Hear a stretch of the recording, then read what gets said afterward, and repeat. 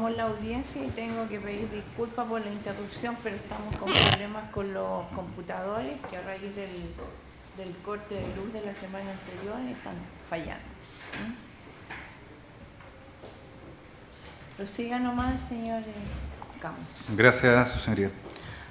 Bueno, recapitulando, su señoría, y haciéndome cargo entonces del elemento del ADN, el análisis de ADN, como ya dije, en lo que dice relación con las consideraciones generales de cómo se debiese valorar esta prueba, me remito a lo que dijo mi colega Washington Lizana. Ya en lo particular, y retomando el punto en el que estaba, a diferencia del Ministerio Público, que concluye que esto permite sustentar que Natalie Casanova estuvo presente en ese sitio del suceso, yo difiero de esa conclusión. Yo creo que cuando mucho, si es que se entiende que efectivamente en esa evidencia está el perfil genético de Natalie Casanova, a lo mucho se podría sostener que hubo contacto por parte de Natalie Casanova con esa mochila. Y nada más. No se puede obtener mayores conclusiones que esa. Y todo esto, como lo decía, relacionándolo con la declaración del testigo experto del Servicio Médico Legal, don Manuel Wong, que efectivamente nos dijo que en lo que dice relación con las células epiteliales, ellas llegan allí a la evidencia por contacto o por manipulación. Pero también nos dijo, como lo decía, que no es posible en el estado actual de la genética forense determinar desde cuándo esas células epiteliales están en la evidencia. Luego, si se determina que en esa evidencia efectivamente está el perfil genético de Natalie Casanova, proveniente de sus células epiteliales, que llegaron allí por su contacto o manipulación, la verdad es que tampoco se puede determinar cuándo se produjo ese contacto o manipulación. Y por cierto menos dónde o en qué circunstancias o con qué intención. Pero no solamente eso, vuestras señorías, porque aquí también hay un dato clave, y es el hecho de que no se puede afirmar que exclusivamente Natalie Casanova y Juan Flores Riquelme tuvieron contacto o manipularon esa mochila. Toda vez que, como quedó claro a través de las preguntas que se le hizo por parte de esta propia defensa a la perito Sonia Enríquez, ella señaló que efectivamente en cada una de estas evidencias, en E9, en E15 y en E16, habían alelos que no correspondían a los perfiles genéticos ni de Natalie Casanova ni de Juan Flores Riquelme. De hecho, también esta misma idea fue reafirmada por doña Macarena Escobar, quien declaró el 22 de agosto a propósito de este peritaje de -24/16-1, etcétera, el título es bastante largo, y que respecto de la evidencia mochila M4, que estaba en la muestra D-25/16-1, dice que ella observó la contribución de al menos 3 fuentes biológicas. De al menos 3 fuentes biológicas. Todo ello con base en los perfiles obtenidos en el electroferograma y la combinación de alelos. Pero también lo relevante respecto de esto es que no solamente ella dice que corresponden a al menos 3 fuentes biológicas, sino que también, y sobre esta misma evidencia, dice que hay contribuyentes que son desconocidos, desestimando que correspondan a Juan Flores o a Guillermo Durán. Es decir, vuestras señorías, aquí hay una multiplicidad de personas, hay una pluralidad de personas, no exclusivamente Natalie Casanova, ni Juan Flores Riquelme, tampoco Guillermo Durán, que fue una de las personas que al principio de esta causa fue imputada, que tuvieron contacto con esa mochila o con esas especies, que es la única forma entonces en que sus células epiteliales pudiesen estar presentes allí. De hecho, esta multiplicidad de sujetos es lo que explica, según Raúl González Cotter, al momento de exponer su peritaje 453.16, que la valoración estadística respecto de cada una de estas evidencias, E9, E15 y E16, respecto de Natalie Casanova, tuviera las variaciones que efectivamente presentó. En la evidencia E9, la valoración estadística arrojó que era 55.000 veces más probable que viniera la evidencia de una misma fuente biológica, tratándose de Natalie Casanova, que de otra al azar. En la evidencia E15, 1999 veces,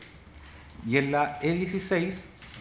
112,7 veces. Entonces, ¿cómo pasamos de 55.000 a 1999 a 112? La explicación que daba Raúl González Cotter era efectivamente la cantidad de diversos alelos que estaban contenidos en la muestra. Y precisamente esa multiplicidad de alelos que estaban contenidos, esta hace que varíe la valoración estadística. Vuestras señorías, de hecho, también en la evidencia, y volviendo al peritaje de Macarena Escobar, cuando Macarena Escobar se refiere a la evidencia D32 a la nuestra, mejor dicho, D32 16-1, entre paréntesis M17, que también era un trozo de mochila,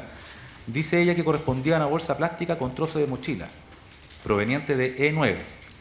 Y al respecto señaló que había una multiplicidad de alelos que impedía hacer una valoración estadística, ya que cualquier persona podría incluir en esa mezcla o generar una exclusión. Luego entonces, si es que efectivamente este tribunal entiende que corresponde darle validez a estas pericias genéticas y que de allí se puede entonces entender que se encuentra el perfil genético de Natalie Casanova, la verdad es que no hay motivo alguno entonces para no sostener lo que está diciendo esta defensa, en el sentido de que, proveniendo de células epiteliales, no es posible determinar cuándo y cómo esas células epiteliales llegaron allí, y que además hay varios posibles contribuyentes en esa misma evidencia, y que varias personas, y no exclusivamente Natalie Casanova y Juan Flores Riquelme, tuvieron contacto o manipularon esa mochila. Dicho sea de paso, estamos hablando de que la evidencia analizada en los dominicos dice relación con la mochila o trozos de mochila, no con partes del artefacto explosivo. Luego, tampoco se ha acreditado contacto o manipulación por parte de Natalie Casanova con el artefacto explosivo. No hay vestimentas, no hay tarjeta VIP, no hay peritaje, no hay un reconocimiento fundado, no es posible ni siquiera para personal experto realizar un reconocimiento, y la prueba genética tampoco nos arroja conclusiones determinantes para determinar que efectivamente Natalie Casanova sea la mujer del 13 de julio de 2014. Finalizando esta parte referida al hecho número 1, su señoría,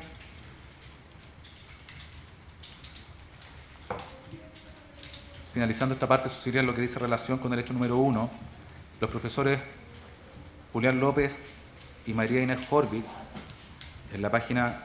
155 y 156 del tomo 2 de su Derecho Procesal Penal chileno, citan al jurista norteamericano Chambers, quien dice: los juicios criminales son búsquedas unilaterales de la verdad que responden una pregunta. ¿Es el imputado con certeza culpable? Si la respuesta es sí, el imputado es condenado. Si la respuesta es probablemente sí, posiblemente no, o cualquier otra distinta de un inequívoco sí, el imputado es absuelto. Considera esta defensa, vuestras señorías, que hay varios elementos que generan efectivamente una duda razonable respecto de la participación de Natalie Casanova en lo que dice relación con el hecho número 1. Y hago presente que solamente he analizado en esta parte aquella prueba que podríamos decir que se refiere exclusivamente al hecho número 1, toda vez que más adelante en mi alegato también me referiré a aquella prueba que podríamos decir se refiere a los distintos sitios del suceso. Por todo esto, su señoría, respecto de este primer hecho, ya solicito entonces tanto el rechazo de la acusación como de la demanda que se presentó en contra de mi representada. Pasando al hecho número 2.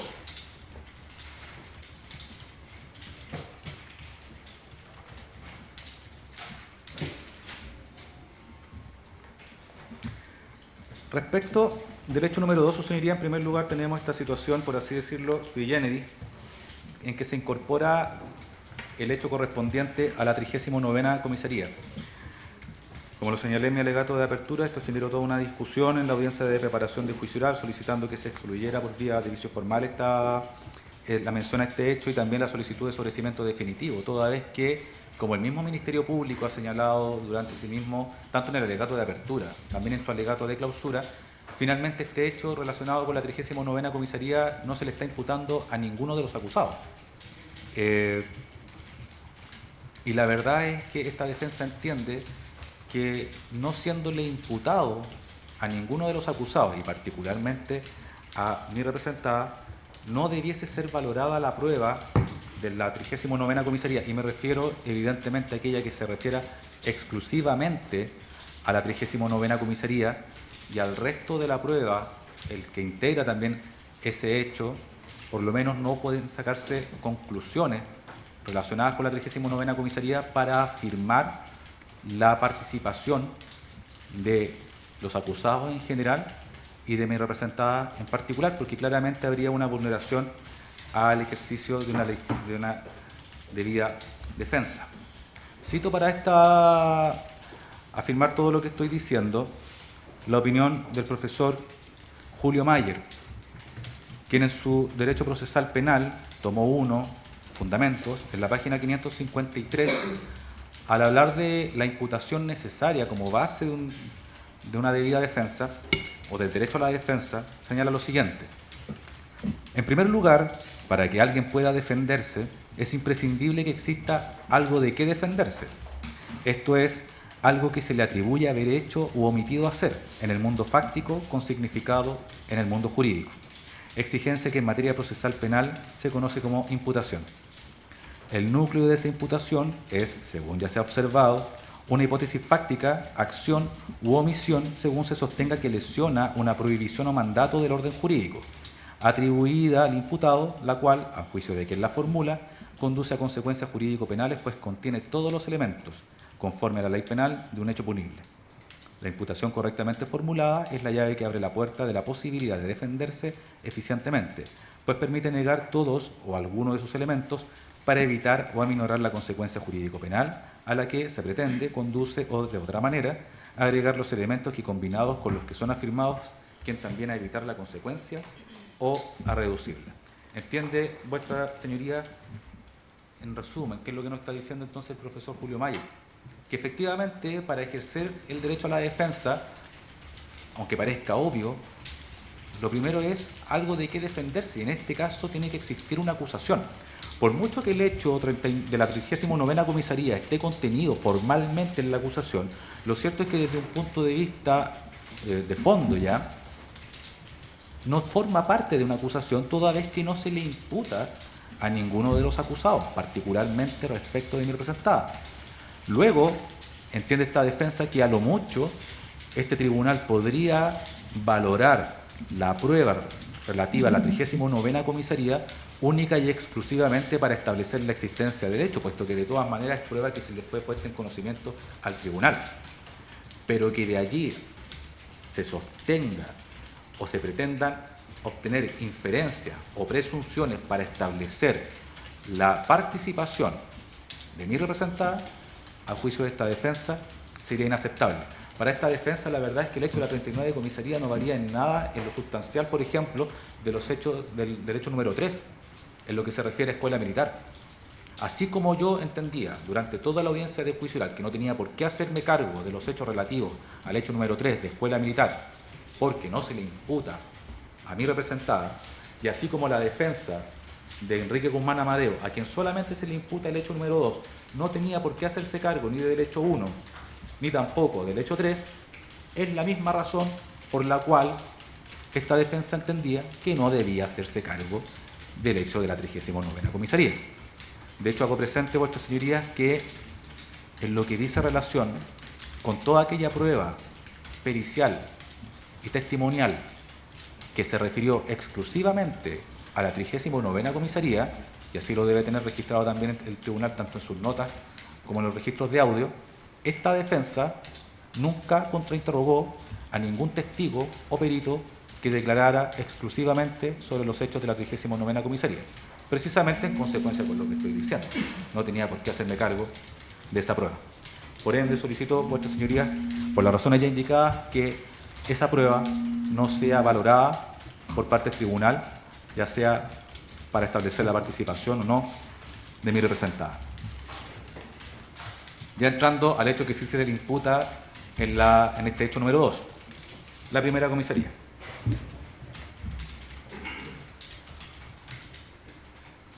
Para esto bien cabe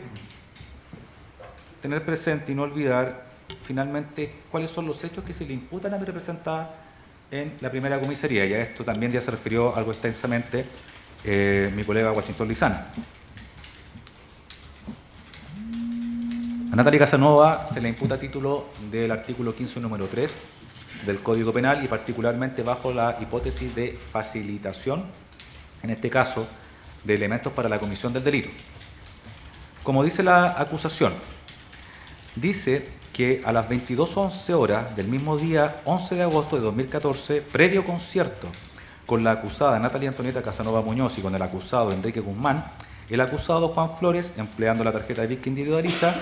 a bordo de un bus de locomoción colectiva del recorrido que señala, en el sector de la intersección de la avenida Santa Rosa con la avenida Santo Tomás, en la comuna de La Pintana, con destino al centro de Santiago. Es decir, primero lo que afirma es que habría un concierto previo y que nosotros entendemos que, por lo que dice la misma acusación, no es cosa de entenderlo, se habría realizado el mismo día 11 de agosto de 2014.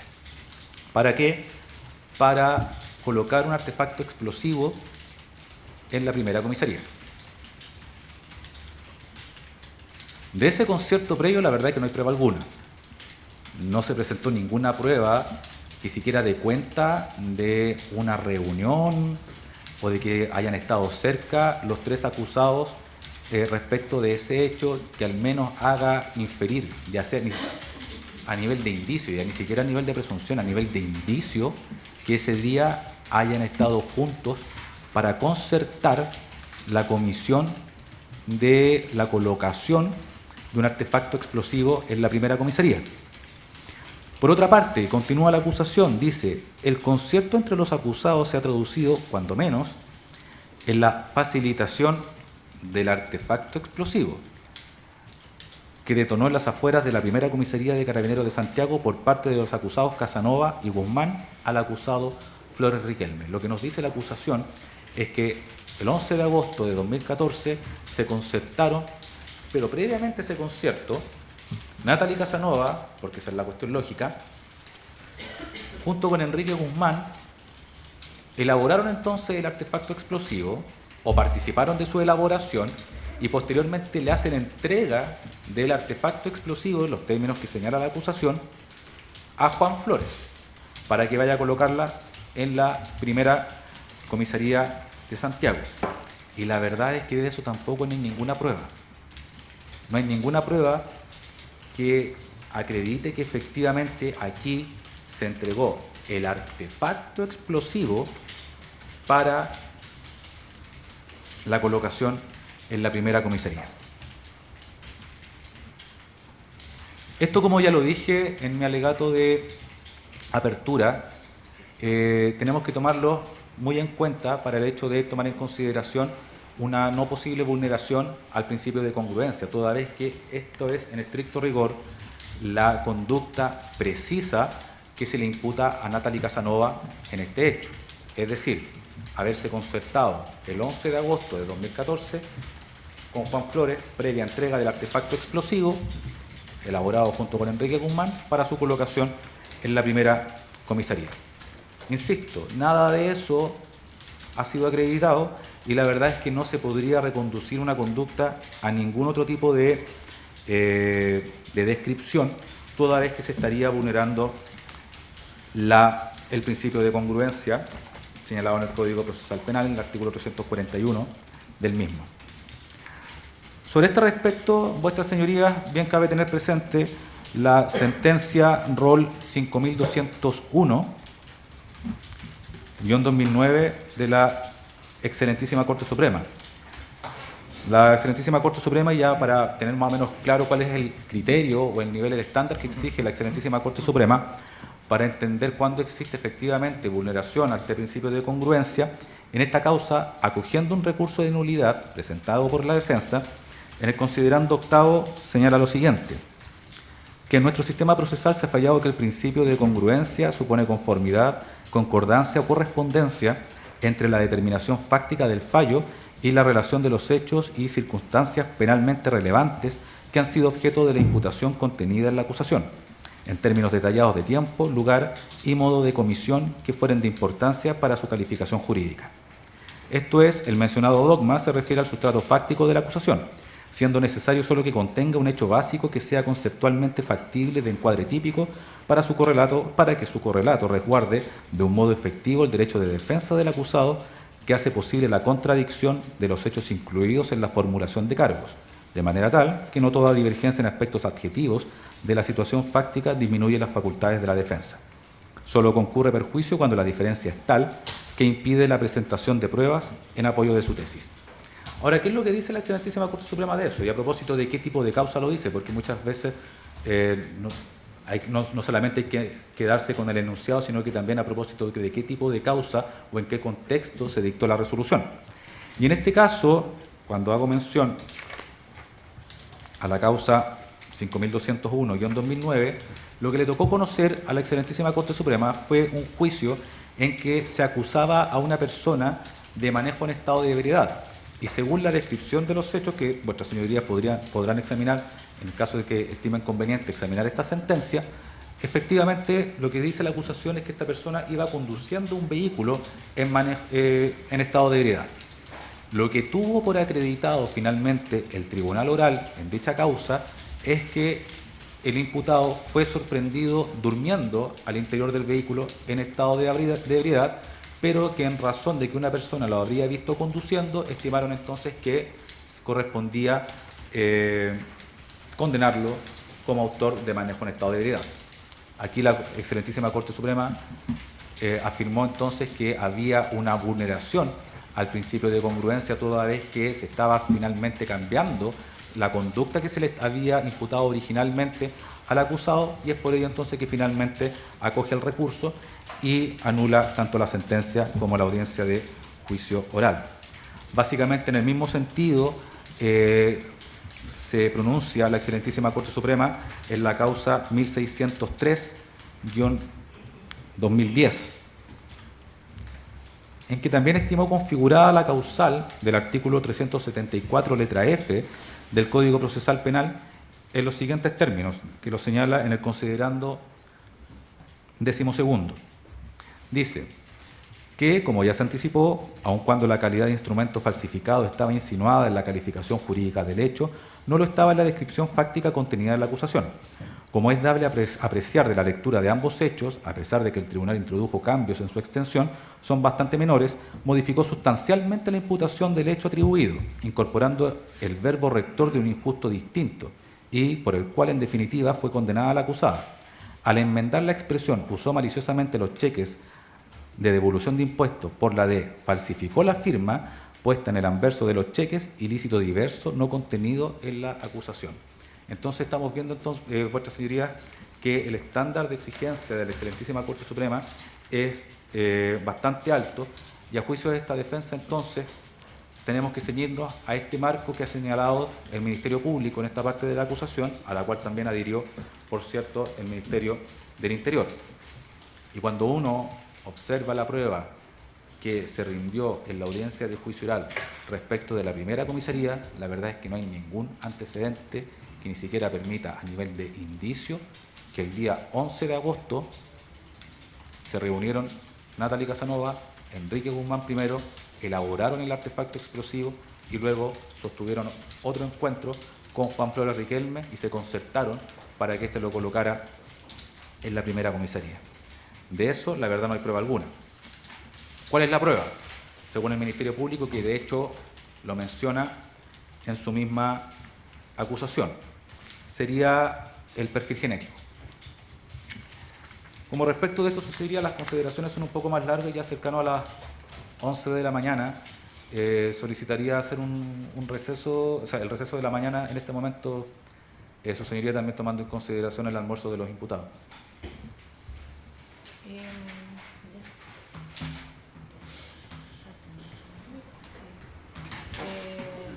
Atendido la hora,